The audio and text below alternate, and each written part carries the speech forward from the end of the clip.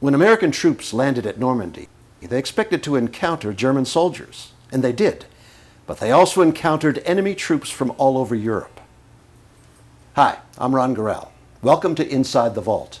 We're here today with Tom Czekanski, curator here at the National World War II Museum, and we're here to look at some rather unusual German uniforms.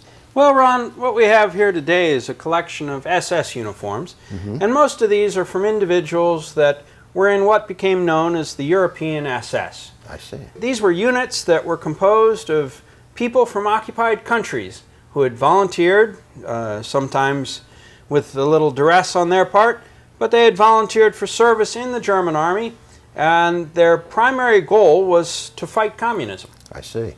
Well, could you tell us a little bit about each of these individual uniforms, about the badges and what they represent? Certainly, Ron. The thing with all military uniforms is that if you know what you're looking at, you can read them almost like you read a book. Right. And you can tell a lot about the service of the individual.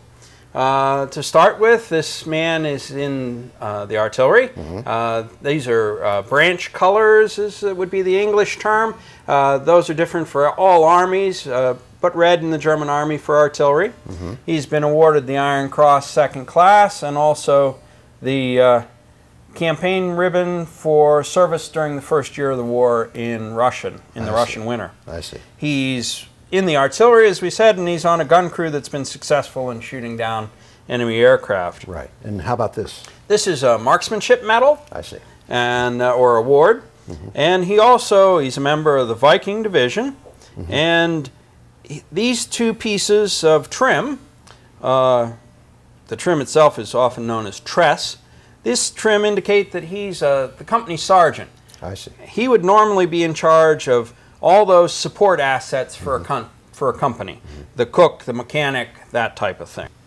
And the next one is, I notice it's a different ruin up here than... It is. This was a division-specific, not the SS ruins. This is in part because the SS was for the Germans. Although in divisions that had Germans in them, they would still be wearing the division insignia. Again, and this is the earlier tunic with the green collar, right. Iron Cross, the Russian front.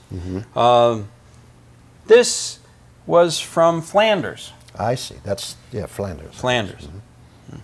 And what branch? Oh, he's in the engineers. Engineers. In black.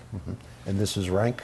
That's his rank insignia. He's our equivalent of a sergeant first class or a master sergeant in that range. German NCOs had the tress around their collar, right. And their shoulder straps have a line of tress, and the pips go up in number as they increase in rank. I see. Okay, moving down.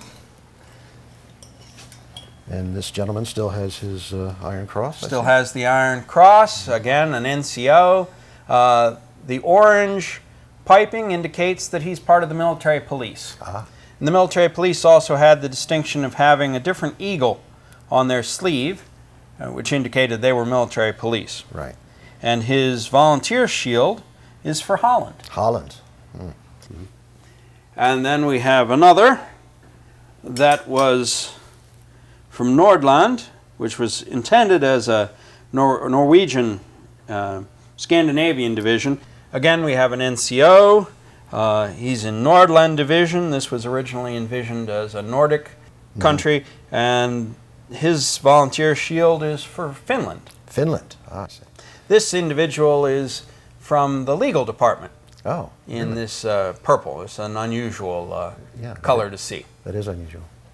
And the last one we have here is... Our last individual is from Denmark, and the name of the division for Denmark, the Volunteer Shield. This fellow is not an NCO. You see there is no tress on his collar. And the only rank insignia he has is this pip on his sleeve, and that makes him an Oberschutz, or private first class. I see. The white piping is for the infantry. I see. Well, great. Well, that's been very informative, Tom. I noticed these jackets are all rather small. I guess they were smaller and... A little thinner and a little younger, I suppose. Yes. That's it for this edition of Inside the Vault. Please join us again next time here at the National World War II Museum in New Orleans.